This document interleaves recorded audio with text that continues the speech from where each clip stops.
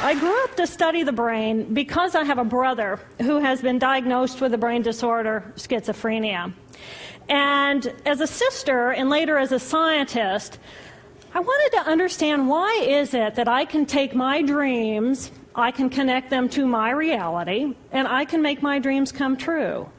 What is it about my brother's brain and his schizophrenia that he cannot connect his dreams to a common and shared reality, so they instead become delusion? So I dedicated my career to research into the severe mental illnesses, and I moved from my home state of Indiana to Boston, where I was working in the lab of Dr. Francine Bennis in the Harvard Department of Psychiatry. And in the lab, we were asking the question, what are the biological differences between the brains of individuals who would be diagnosed as normal control as compared with the brains of individuals diagnosed with schizophrenia, schizoaffective, or bipolar disorder? So we were essentially mapping the microcircuitry of the brain, which cells are communicating with which cells, with which chemicals, and then in what quantities of those chemicals. So there was a lot of meaning in my life because I was performing this type of research during the day, but then in the evenings and on the weekends, I traveled as an advocate for NAMI, the National Alliance on Mental Illness. But on the morning of December 10, 1996, I woke up to discover that I had a brain disorder of my own. A blood vessel exploded in the left half of my brain. And in the course of 4 hours, I watched my brain completely deteriorate in its ability to process all information. On the morning of the hemorrhage, I could not walk, talk, read, write, or recall any of my life.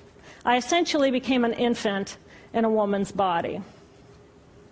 If you've ever seen a human brain, it's obvious that the two hemispheres are completely separate from one another. And I have brought for you a real human brain.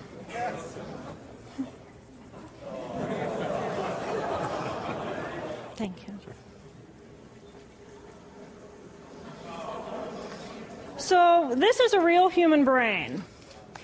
This is the front of the brain, the back of the brain with a spinal cord hanging down. And this is how it would be positioned inside of my head. And when you look at the brain, it's obvious that the two cerebral cortices are completely separate from one another. For those of you who understand computers, our right hemisphere functions like a parallel processor, while our left hemisphere functions like a serial processor. The two hemispheres do communicate with one another through the corpus callosum, which is made up of some 300 million axonal fibers. But other than that, the two hemispheres are completely separate. Because they process information differently, each of our hemispheres think about different things, they care about different things, and dare I say, they have very different personalities. Excuse me. Thank you. It's been a joy. Our right human hemisphere is all about this present moment. It's all about right here, right now. Our right hemisphere, it thinks in pictures, and it learns kinesthetically through the movement of our bodies. Information in the form of energy streams in simultaneously through all of our sensory systems, and then it explodes into this enormous collage of what this present moment looks like, what this present moment smells like and tastes like, what it feels like, and what it sounds like. I am an energy being connected to the energy all around me through the consciousness of my right hemisphere. We are energy beings connected to one another through the consciousness of our right hemispheres as one human family. And right here, right now, we are brothers and sisters on this planet, here to make the world a better place. And in this moment, we are perfect, we are whole, and we are beautiful. My left hemisphere, our left hemisphere, is a very different place. Our left hemisphere thinks linearly and methodically. Our left hemisphere is all about the past, and it's all about the future. Our left hemisphere is designed to take that enormous collage of the present moment and start picking out details, and more details about those details. It then categorizes and organizes all that information, associates it with everything in the past we've ever learned, and projects into the future all of our possibilities. And our left hemisphere thinks in language. It's that ongoing brain chatter that connects me and my internal world to my external world. It's that little voice that says to me, hey, you got to remember to pick up bananas on your way home. I need them in the morning. It's that calculating intelligence that reminds me when I have to do my laundry.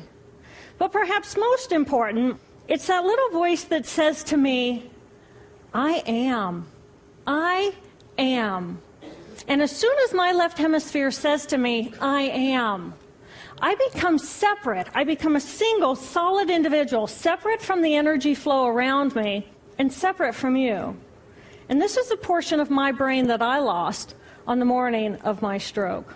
On the morning of the stroke, I woke up to a pounding pain behind my left eye. And it was the kind of pain, caustic pain, that you get when you bite into ice cream. And it just gripped me, and then it released me. And then it just gripped me, and then it released me. And it was very unusual for me to ever experience any kind of pain, so I thought, okay, I'll just start my normal routine. So I got up and I jumped onto my cardio glider, which is a full body, full exercise machine. And I'm jamming away on this thing, and I'm realizing that my hands look like primitive claws grasping onto the bar. And I thought, that's very peculiar. And I looked down at my body, and I thought, whoa, I'm a weird-looking thing. And it was as though my consciousness had shifted away from my normal perception of reality, where I'm the person on the machine having the experience, to some esoteric space where I'm witnessing myself having this experience. And it was all very peculiar, and my headache was just getting worse, so I get off the machine, and I'm walking across my living room floor, and I realize that everything inside of my body has slowed way down. And every step is very rigid and very deliberate. There's no fluidity to my pace, and there's this constriction in my area of perception, so I'm just focused on internal systems. And I'm standing in my bathroom getting ready to step into the shower, and I could actually hear the dialogue inside of my body. I heard a little voice saying, okay, you muscles, you got to contract, and you muscles, you relax. And then I lost my balance, and I'm propped up against the wall. And I looked down at my arm, and I realized that I can no longer define the boundaries of my body. I can't define where I begin and where I end, because the atoms and the molecules of my arm blended with the atoms and molecules of the wall. And all I could detect was this energy. And I'm asking myself, what is wrong with me? What is going on? And in that moment, my brain chatter, my left hemisphere brain chatter, went totally silent. Just like someone took a remote control and pushed the mute button. Total silence. And at first I was shocked to find myself inside of a silent mind. But then I was immediately captivated by the magnificence of the energy around me. And because I could no longer identify the boundaries of my body, I felt enormous and expansive. I felt at one with all the energy that was, and it was beautiful there. And then all of a sudden, my left hemisphere comes back online, and it says to me, hey, we got a problem, we got to get some oh, I got a problem. So it's like, okay, I got a problem. But then I immediately drifted right back out into the consciousness, and I affectionately refer to this space as La La Land. But it was beautiful there. Imagine what it would be like to be totally disconnected from your brain chatter that connects you to the external world. So here I am in this space, and my job and any stress related to my job, it was gone. And I felt lighter in my body. And imagine all of the relationships in the external world and any stressors related to any of those, they were gone. And I felt this sense of peacefulness.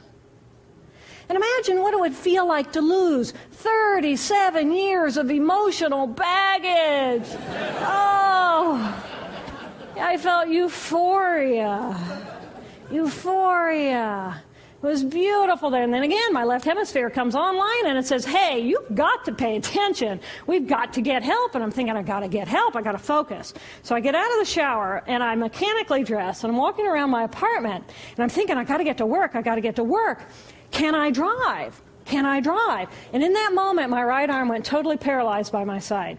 Then I realized, oh my gosh, I'm having a stroke. I'm having a stroke. And then the next thing my brain says to me is, wow, this is so cool. This is so cool. How many brain scientists have the opportunity to study their own brain from the inside out?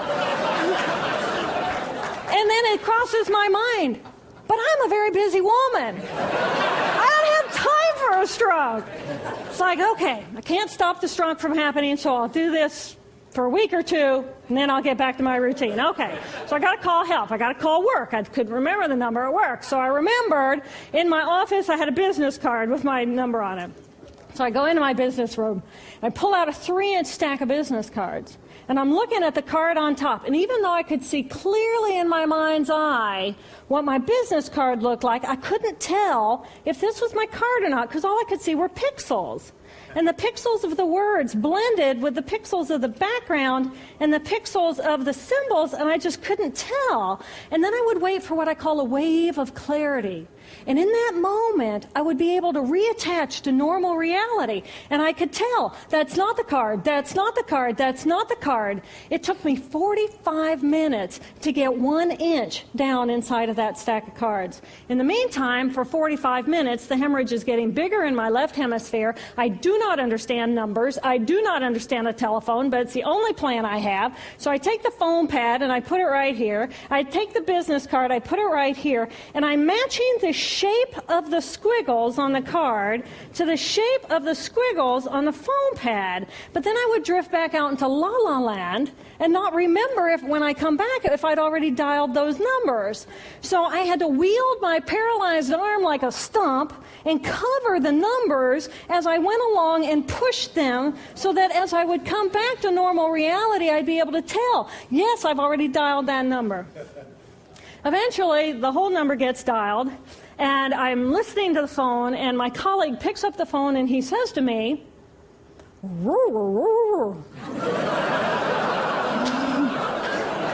I think to myself, oh my gosh, he sounds like a golden retriever. And so I say to him, clear in my mind, I say to him, this is Jill, I need help. And what comes out of my voice is, and I think, oh my gosh, I sound like a golden retriever. So I didn't know that I couldn't speak or understand language until I tried. So he recognizes that I need help, and he gets me help. And a little while later, I'm riding in an ambulance from one hospital across Boston to Mass General Hospital. And I curl up into a little fetal ball. And just like a balloon, with the last bit of air just right out of the balloon, I just felt my energy lift and I felt my spirit surrender. And in that moment, I knew that I was no longer the choreographer of my life. And either the doctors rescue my body and give me a second chance at life, or this was perhaps my moment of transition. When I woke later that afternoon, I was shocked to discover that I was still alive. When I felt my spirit surrender, I said goodbye to my life, and my mind was now suspended between two very opposite planes of reality. Stimulation coming in through my sensory systems felt like pure pain. Light burned my brain like wildfire, and sounds were so loud and chaotic that I could not pick a voice out from the background noise, and I just wanted to escape. Because I could not identify the position of my body in space, I felt enormous and expansive, like a genie just liberated from her bottle.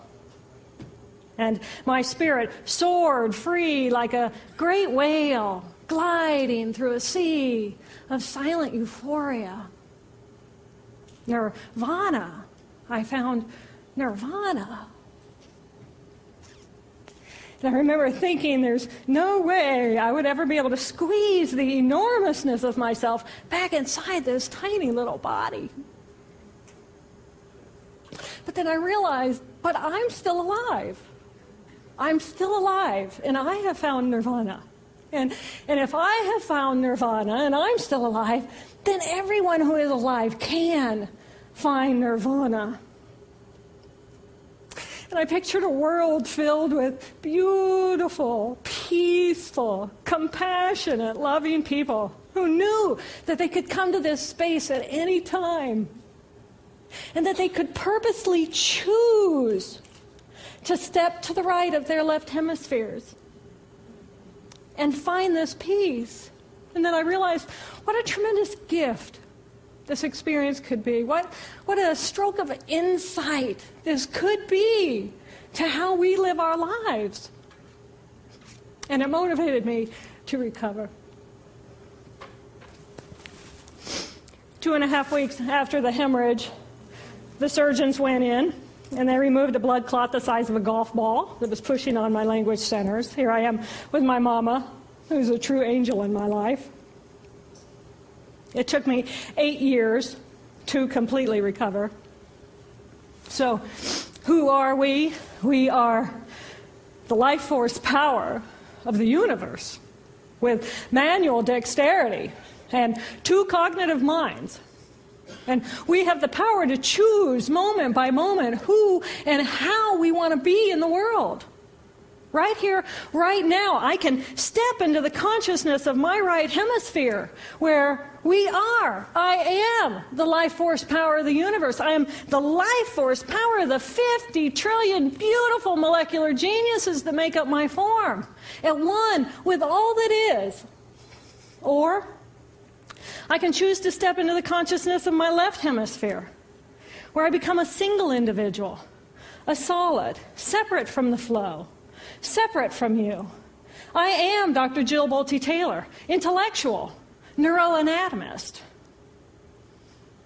These are the we inside of me. Which would you choose? Which do you choose?